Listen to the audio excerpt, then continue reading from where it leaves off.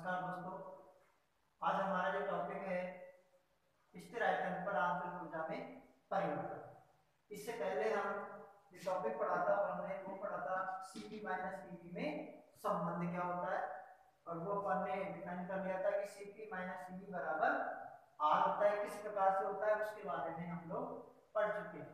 उसके बाद में जो हमारा नेक्स्ट टॉपिक है वो है स्थिर आयतन पर आंतरिक ऊर्जा में परिवर्तन। तो देखो, सामान्यतः हम लोग जानते हैं कि जो आंतरिक ऊर्जा होती है यानी तंत्र की आंतरिक ऊर्जा, तंत्र की आंतरिक ऊर्जा तंत्र की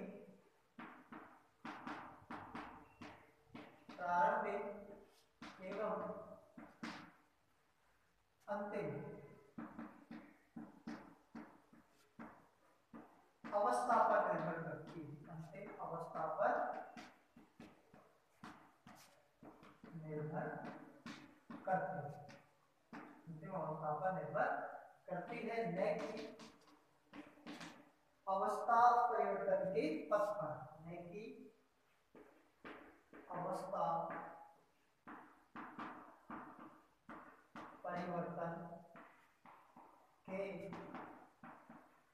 पथ पर यानी आंतरिक ऊर्जा जो होती है तंत्र की प्रारंभिक और अंतिम अवस्था पर निर्भर करेगी, न कि अवस्था परिवर्तन के पथ पर। इसलिए आंतरिक जो ऊर्जा होती है उसको सामान्यतः अवस्था फलन माना जाता है। अतः आंतरिक ऊर्जा एक अवस्था फलन है। अतः आंतरिक ऊर्जा क्या है? एक अवस्था फलन है। ठीक है। उसके बाद में हम ये भी कह सकते हैं कि जो आंतरिक ऊर्जा है उसमें अनंत सूक्ष्म परिवर्तन, यानी आंतरिक ऊर्जा में अनंत सूक्ष्म परिवर्तन, आंतरिक ऊर्जा में अनंत सूक्ष्म परिवर्तन dE एक यथातथ अवकल है। आंतरिक ऊर्जा में अनंत सूक्ष्म परिवर्तन dE एक यथातथ अवकल है। माना तंत्र की आंतरिक ऊर्जा, माना तंत्र की आंतरिक ऊर्जा कैपिटल E आयतन व ताप पर निर्भर करते हैं, आयतन व ताप पर निर्भर करते हैं। अतः इसे अपन लिख सकते हैं कि E बराबर फलन B, इसे समीकरण नंबर 1 मान लेते हैं। ठीक है। अब देखो, अपन ने पढ़ा है कि आंतरिक ऊर्जा में अनंत सूक्ष्म परिवर्तन D एक क्या है? यथातथ अवकल है। तो अपन यहाँ पर लिखेंगे आंतरिक ऊर्जा में अनंत सूक्ष्म परिवर्तन dE बराबर del E upon del T constant V dt plus del E upon del V constant T dt। समीकरण नंबर 2। टॉपिक हमारे पास स्थिर आयतन पर, स्थिर आयतन पर।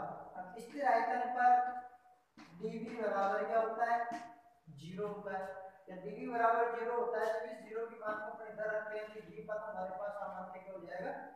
0 हो जाएगा। तो इस समीकरण में हमारे पास बचेगा dE बराबर del E upon del T constant V dt भी समीकरण नंबर 3 है हमारे पास।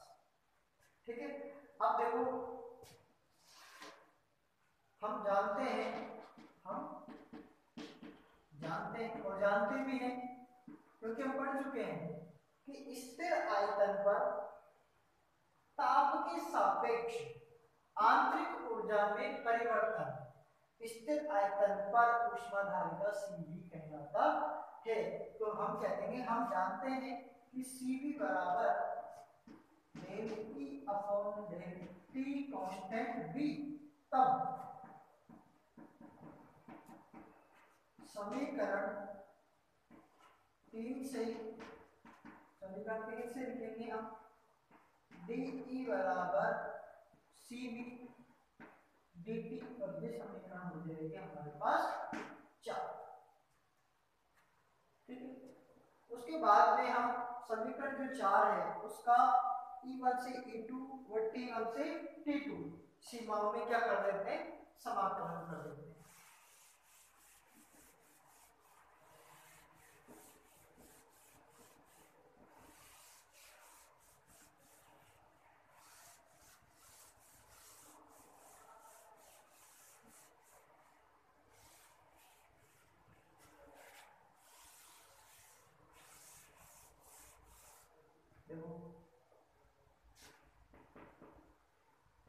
समीकरण 4 का E1 से E2 व T1 से T2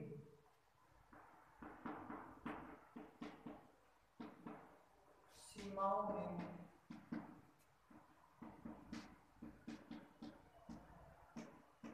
समाकलन।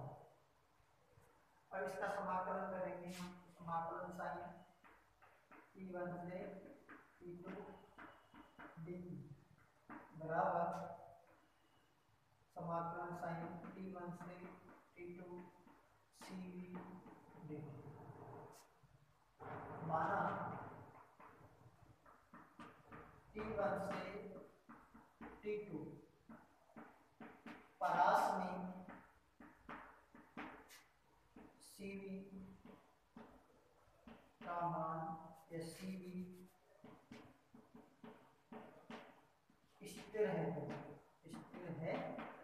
तो स्थिर मान लेते हैं, तब अपन लिख सकते हैं E2 माइनस E1 बराबर Cv T2 माइनस T1। इधर हो जाएगा डेल्टा E बराबर Cv डेल्टा T। ये समीकरण नंबर हो गया हमारे पास 5। तो समीकरण 5 की सहायता से अपन स्थिर आयतन पर आंतरिक ऊर्जा में परिवर्तन ज्ञात कर सकते हैं यदि हमें Cv का मान दे रहा है। ठीक है, इस प्रकार से आप लोगों का ये जो टॉपिक है स्थिर आयतन पर आंतरिक ऊर्जा में परिवर्तन किस प्रकार से ज्ञात किया जाएगा, किस समीकरण से ज्ञात किया जाएगा, वो समीकरण हमारे पास डेल्टा E बराबर Cv डेल्टा T यानी समीकरण नंबर 5 के रूप। नेक्स्ट हमारा टॉपिक है जूल का नियम।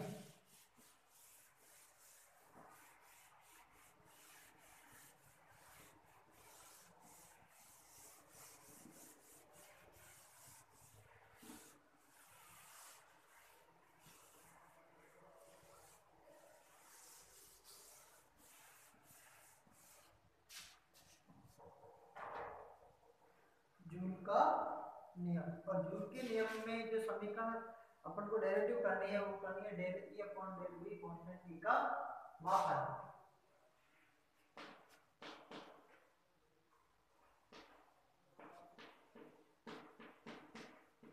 जूल का नियम या del E upon del V constant T का मापन। ठीक है, देखो इसके लिए अपन ये कह सकते हैं कि माना किसी तंत्र की आंतरिक ऊर्जा ऊर्जा ई जो है ये फलन है सामान्य किसका, बी और टी का। इसे समीकरण नंबर हम 1 बना सकते हैं। यदि आंतरिक ऊर्जा ई में अनंत सूक्ष्म परिवर्तन डी यथातथ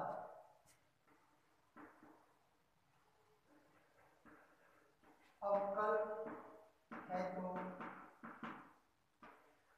डी बराबर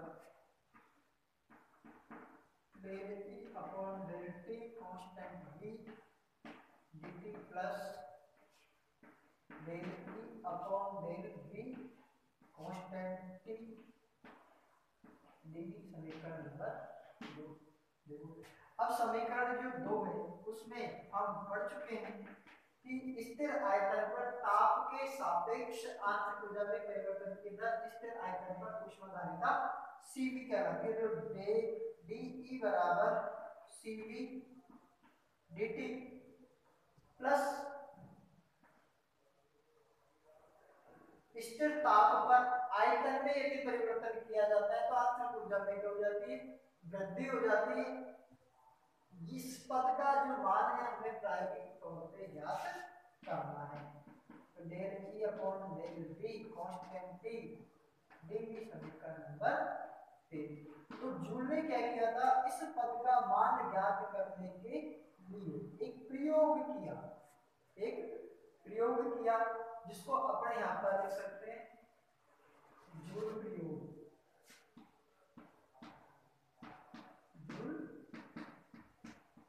और जूल प्रयोग में उसने क्या किया, एक पात्र लिया इस प्रकार का और उस पात्र में उसने जल भर दिया और उसी में उसने 2 बल्ब जिनके बीच में स्टॉप कॉर्क लगा दी, एक को बल्ब ए कहा और एक को बल्ब बी कहा। बल्ब ए में उसने गैस की कुछ मात्रा भरी और फिर इन दोनों बल्बों को एक जल स्थिर तापी में रख दिया।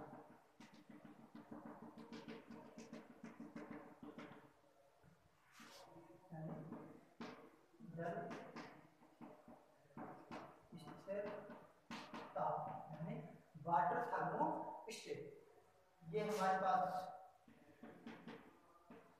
बल्ब, इसके अंदर अपन ने गैस की कुछ मात्रा भर रखी है और इसी में हम यहाँ पर 2 विलोडक लगा देते हैं और नीचे हम इसमें एक थर्मामीटर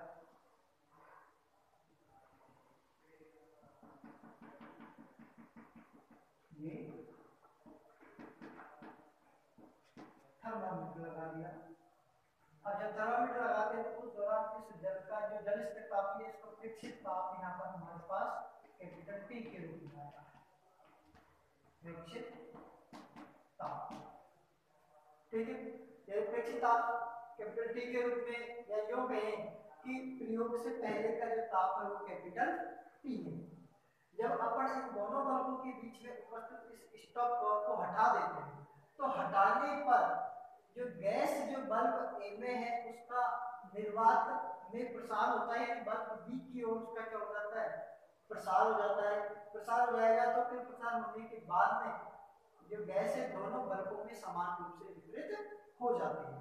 तो वो स्थिति प्रयोग के बाद की होती है। तो जूल ने बताया, जूल के अनुसार अपन ये कह सकते हैं कि प्रयोग से पहले का ताप, प्रयोग से पहले का ताप, प्रयोग से पहले का ताप वह प्रयोग के बाद का ताप समान रहता है, समान रहता। यानी प्रयोग से पहले का ताप और प्रयोग के बाद का ताप वो क्या रहता है, युद्ध के अनुसार समान रहता है। ठीक है, अब चलो अपन इस चीज को भी मान लेते हैं। उसके बाद में अपन ने ये देखा कि जो गैस होती है उसका शून्य प्रतिरोधी दाब के विरुद्ध प्रसार होता है, यानी वो निर्वात में प्रसार करती है। जब निर्वात में प्रसारित होती है तो उसके मान में किसी प्रकार की कोई बाधा उत्पन्न नहीं होती, या किसी भी प्रकार का कोई दाब उसका विरोध नहीं करता है। जब दाब विरोध नहीं करता है तो उस स्थिति में अपन ये कह सकते हैं कि निर्वात में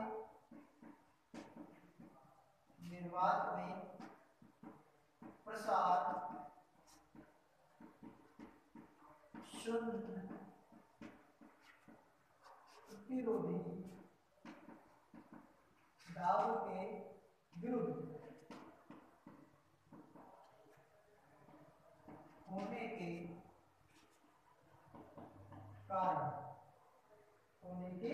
कारण W बराबर 0, यदि कार्य संपन्न नहीं होगा। कार्य संपन्न नहीं होगा तो W का मान क्या हो जाएगा, 0 हो जाएगा।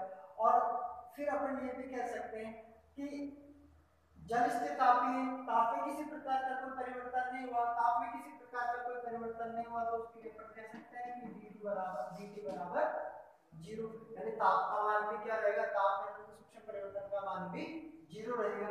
जब ताप में अनंत सूक्ष्म परिवर्तन का मान भी 0 है तो फिर इसे हम आधार मानकर ये भी कह सकते हैं कि जब dt बराबर 0 होता है तब de बराबर भी क्या होता है, 0 होता है। जब ताप में किसी प्रकार का कोई परिवर्तन नहीं होगा तो फिर आंतरिक ऊर्जा में अनंत सूक्ष्म परिवर्तन का मान भी 0 होता है। जब आंतरिक ऊर्जा में अनंत सूक्ष्म परिवर्तन का मान भी 0 है तो फिर उसे हम आधार मानकर ये भी कह सकते हैं कि इस स्थिति में तंत्र और परिवेश के मध्य ऊष्माकार विनिमय नहीं हुआ, और ऊष्माकार विनिमय नहीं होगा तो उस स्थिति में Q का मान भी क्या होगा, 0 होगा। Q का मान भी 0 होगा। अब जब ये स्थितियां हमारे सामने आती हैं, ये स्थितियां हमारे सामने आती हैं तो फिर देखो हम कह सकते हैं कि जो इस प्रयोग के द्वारा अपन ये भी कह सकते हैं कि इस प्रयोग के द्वारा W बराबर भी 0 आ रहा है और dt बराबर 0 पर dt बराबर भी क्या आ रहा है, 0 आ रहा है, dt बराबर भी 0 आ रहा है। और जब ये दोनों मान 0 आते हैं तो फिर यहाँ पर Q बराबर भी क्या है, 0 है। अब इन दोनों को आधार मानकर तो अपन ऊष्मागतिकी की प्रथम नियम को ले सकते हैं, ऊष्मा गतिकी का प्रथम नियम डेल्टा E बराबर Q प्लस W, Q बराबर 0, W बराबर 0, ये 0, ये भी 0, तो हमारे पास डेल्टा E बराबर कुल मिला के क्या आता है, 0। ऊष्मागतिकी की प्रथम नियम। अब इस चीज को अपन यदि अपन आधार मानते हैं तो देखो यहाँ पर dt बराबर 0, dt बराबर 0, केवल हमारे पास ये स्टेप बचता है। तो अपन यहाँ पर लिख सकते हैं कि समीकरण 3 से, समीकरण 3 से हम लिखेंगे कि del E upon del V constant T dt बराबर G। ये हमारे पास निकल के आती है कि del E upon del V constant T dt बराबर 0। लेकिन आयतन में परिवर्तन तो होता है, लेकिन अपन ये भी मानते हैं कि आयतन में परिवर्तन होता है, आयतन में परिवर्तन होता है। आयतन में परिवर्तन होगा तो फिर हम इसके लिए कह सकते हैं कि dV is not equal to 0, यानी dV का मान 0 नहीं होगा। dV का मान 0 नहीं होगा तो फिर अपन केवल यही कह सकते हैं कि del E upon del V constant T बराबर 0 होगा। यही जूल का नियम है। अर्थात स्थिर ताप पर यदि अपन आयतन में परिवर्तन करते हैं तो तत्व की आंतरिक ऊर्जा में किसी प्रकार का कोई परिवर्तन नहीं होता है। या यूं कहें कि स्थिर ताप पर आयतन किया जाता है जब तंत्र की आंतरिक ऊर्जा शून्य होती है। इसे जूल का नियम कहते हैं। अर्थात आंतरिक ऊर्जा केवल और केवल किसका फलन है? ताप का, आयतन का फलन नहीं है। इसलिए हम कह सकते हैं कि E बराबर फलन T ओनली। और ये जो वैल्यू है हमारे पास del E upon del V constant T बराबर 0, ये आदर्श गैसों के लिए मानी जाती है। वास्तविक गैसों के लिए del E upon del V constant T का मान 0 नहीं होता है। उसका मान क्या होता है उसे हम अगले वीडियो में देखेंगे। तो ये केवल आदर्श गैस के लिए, इसके लिए है आदर्श गैस के लिए। ठीक है, तो ये इस प्रकार से हमारा जूल का नियम या जूल का मापन क्लियर होता है प्रायोगिक तौर पर। थैंक यू, धन्यवाद।